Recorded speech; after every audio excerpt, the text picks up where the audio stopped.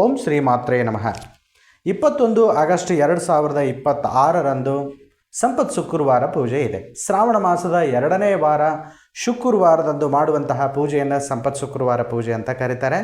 ಪೂಜೆಯ ಒಂದು ಮುಹೂರ್ತ ಬಂದುಬಿಟ್ಟು ಬ್ರಾಹ್ಮಿ ಮುಹೂರ್ತದಲ್ಲಿ 4 ಗಂಟೆ 30 ನಿಮಿಷದಿಂದ 6 ಗಂಟೆ 15 ನಿಮಿಷದವರೆಗೂ ಕೂಡ ಬೆಳಗಿನ ಬ್ರಾಹ್ಮಿ ಮುಹೂರ್ತದಲ್ಲಿ ಮಹಾಲಕ್ಷ್ಮಿಯ ಪೂಜೆಯನ್ನು ನೆರವೇರಿಸ್ಕೋಬೋದು. ನಂತರದಲ್ಲಿ 7 ಗಂಟೆ 46 ನಿಮಿಷದಿಂದ 9 ಗಂಟೆ 38 ನಿಮಿಷದವರೆಗೂ ಕೂಡ ಬೆಳಗಿನ ಸಮಯದಲ್ಲಿ ನೀವು ಲಕ್ಷ್ಮೀ ಪೂಜೆಯನ್ನು ಮಾಡಿಕೊಳ್ಬೋದು.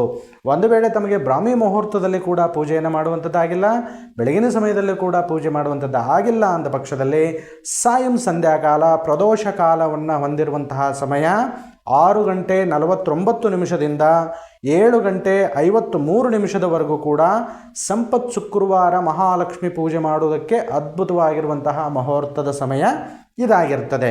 ಇನ್ನು ಪೂಜೆಯನ್ನು ಹೇಗೆ ಮಾಡಬೇಕು, ಪೂಜೆ ಸಮಯದಲ್ಲಿ ಯಾವ ಪುಷ್ಪವನ್ನು ಉಪಯೋಗಿಸಬೇಕು, ಕಳಸದಲ್ಲಿ ಏನೇನು ಹಾಕಬೇಕು ಅನ್ನುವಂಥದ್ದನ್ನು ಸಾಕಷ್ಟು ಜನ ಫೇಸ್ಬುಕ್ಕಲ್ಲಿ ಇನ್ಸ್ಟಾಗ್ರಾಮ್ದಲ್ಲಿ ಹೇಳಿದ್ದಾರೆ. ಸಂಪತ್ ಶುಕ್ರವಾರದಂದು ಈ 3 ಕೆಲಸಗಳನ್ನು ನೀವು ಈ ಸಂಪತ್ ಶುಕ್ರವಾರದಂದು ನೆರವೇರಿಸಿದ್ದೇ ಆದಲ್ಲಿ ನಿಮ್ಮ ಮನೆಯಲ್ಲಿ ಅಷ್ಟಲಕ್ಷ್ಮಿಯರ ವಾಸಸ್ಥಾನ ಆಗ್ತದೆ, ಸ್ಥಿರ ಮಹಾಲಕ್ಷ್ಮಿ ಅನ್ನುವಂಥದ್ದು ನೆಲೆಸ್ತದೆ. ಆರ್ಥಿಕ ಪರಿಸ್ಥಿತಿಯಲ್ಲಿ ಬರುವಂತಹ ಸರ್ವ ಸಮಸ್ಯೆಗಳಿಗೂ ಕೂಡ ಮುಕ್ತಿಯನ್ನು ಹೊಂದೋದಕ್ಕೆ ಈ 3 ಕೆಲಸಗಳನ್ನು ತಪ್ಪದೆ ಈ ಒಂದು ಶ್ರಾವಣ ಮಾಸದ ಸಂಪತ್ ಶುಕ್ರವಾರ ಪೂಜೆ ಎಂದು ಮಾಡ್ರಿ. ಮೊದಲನೇ ಕೆಲಸ, ನಿಮ್ಮ ಸೋದರ ಮಾವನಿಂದ ಒಂದು ಸೀರೆಯನ್ನು ನೀವು ಉಡುಗೊರೆಯಾಗಿ ಪಡೆದುಕೊಂಡು ಅದೇ ಸೀರೆಯನ್ನು ಪೂಜೆಯಲ್ಲಿ ಇಟ್ಟು ಪೂಜೆ ನಂತರದಲ್ಲಿ ತಾವು ಆ ಸೀರೆಯನ್ನು ಉಪಯೋಗಿಸಿದ್ದೇ ಆದಲ್ಲಿ ನಿಮ್ಮ ಮನೆಯಲ್ಲಿ ಸ್ಥಿರ ಮಹಾಲಕ್ಷ್ಮಿ ಅನ್ನುವಂಥದ್ದು ನೆಲೆಸ್ತದೆ. ಇನ್ನು ಪೂಜೆಗೆ ನೈವೇದ್ಯವಾಗಿ ಸ್ವಲ್ಪ ಕಲ್ಲು ಸಕ್ಕರೆ ಮತ್ತು ಮಲ್ಲಿಗೆ ಹೂವನ್ನು ನೀವು ನೈವೇದ್ಯವಾಗಿ ಇಡೋದನ್ನು ಮರಿಬೇಡ್ರಿ.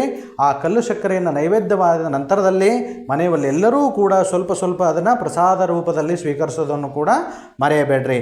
ಇನ್ನು 3ನೇದ್ದು ಮತ್ತು ಕೊನೆಯದಾಗಿರುವಂಥದ್ದು, ಅಷ್ಟದಳ ಪದ್ಮಾಕಾರವನ್ನು ನಿಮ್ಮ ಒಂದು ದುಡ್ಡಿಡುವಂತಹ ಸ್ಥಳದಲ್ಲಿ ದಕ್ಷಿಣ ದಿಶೆಯ ಗೋಡೆಗೆ ಬರೆಯೋದ್ರಿಂದ ಸಂಪತ್ ಶುಕ್ರವಾರ ಲಕ್ಷ್ಮೀ ಪೂಜೆ ನಂತರದಲ್ಲಿ ಸ್ವಲ್ಪ ಸುಣ್ಣವನ್ನು ಸ್ವಲ್ಪ ಅರಿಶಿಣದ ಪುಡಿಯನ್ನು ಸ್ವಲ್ಪ ನೀರಿನಲ್ಲಿ ಕಲಸಿ ಅಥವಾ ಅರಿಶಿಣ ಕೊಂಬಿನಿಂದ ಸುಣ್ಣ ಮತ್ತು ನೀರನ್ನು ಹಾಕಿ ಅರಿಶಿಣವನ್ನು ತೆಗೆದು ಗಂಧವನ್ನು ತಯಾರು ಮಾಡಿಕೊಂಡು ದಕ್ಷಿಣ ದಿಶೆಯಲ್ಲಿ ಅಂದರೆ ನಿಮ್ಮ ದುಡ್ಡಿಡುವಂತಹ ಸ್ಥಳ ಅಥವಾ ನಿಮ್ಮ ದುಡ್ಡಿಡುವಂತಹ ಒಂದು ರೂಮಿನಲ್ಲಿ ದಕ್ಷಿಣ ದಿಕ್ಕಿನಲ್ಲಿ ಬರುವಂತಹ ಒಂದು ಗೋಡೆಗೆ ಅಷ್ಟದಳವಾಗಿರುವಂತಹ ಒಂದು ಚಿತ್ರವನ್ನು ಬಲಗೈ ಉಂಗುರು ಬೆರಳದಿಂದ ನೀವು ಬಿಡಿಸಿದ್ದೇ ಆದಲ್ಲಿ ಅದಕ್ಕೆ ಪ್ರತಿ ದಿವಸ ಒಂದು ಸ್ವಲ್ಪ ಧೂಪವನ್ನು ತೋರಿಸುವಂಥದ್ದಾದ್ದರಿಂದ ಆ ಒಂದು ಪೂಜೆಯನ್ನು ನೀವು ಈ ಸಂಪತ್ ಶುಕ್ರವಾರದಿಂದ ನೆರವೇರಿಸಿದ್ರಿ ಅಂದರೆ ಬರೋ ಸಂಪತ್ ಶುಕ್ರವಾರ ಅಂದರೆ ಬರೋ ವರ್ಷದವರೆಗೂ ಕೂಡ ನಿಮ್ಮ ಮನೆಯ ವಾಸ್ತುಗ್ರಹದಲ್ಲಿ ಲಕ್ಷ್ಮಿ ಅನ್ನುವಂಥದ್ದು ಸ್ಥಿರವಾಗಿ ನಿಲ್ತದೆ. ಆರ್ಥಿಕ ಪರಿಸ್ಥಿತಿಯಲ್ಲಿ ಯಾವುದೇ ರೀತಿ ಸಮಸ್ಯೆ ಬರದೇ ಇರುವಂತಹ ರೂಪದಲ್ಲಿ ನಿಮ್ಮ ಪೂಜೆ ಸಂಪೂರ್ಣವಾಗ್ತದೆ. ಇದು ಸಂಪತ್ ಶುಕ್ರವಾರದ ಒಂದು ಸಣ್ಣದಾದಂತಹ ಮಾಹಿತಿ ಆಗಿರುತ್ತೆ. ಇಂತಹ ಸಾಕಷ್ಟು ಮಾಹಿತಿಗಾಗಿ ನನ್ನ ಒಂದು ಚಾನಲನ್ನು ಸಬ್ಸ್ಕ್ರೈಬ್ ಮಾಡಿಕೊಡ್ರಿ. ತಮಗೆ ಈ ವಿಡಿಯೋ ಇಷ್ಟ ಆದರೆ ಒಂದು ಲೈಕನ್ನು ಮಾಡೋದನ್ನು ಮರಿಬೇಡ್ರಿ. ಎಲ್ಲರಿಗೂ ಕೂಡ ಮಹಾಲಕ್ಷ್ಮಿ ಆಶೀರ್ವಾದ ಆಗಲಿ ಅಂತ ಮಹಾಲಕ್ಷ್ಮಿಗೆ ಕೋರ್ಕೊಳ್ತಾ ಎಲ್ಲರಿಗೂ ಕೂಡ ಒಳ್ಳೆಯದಾಗಲಿ.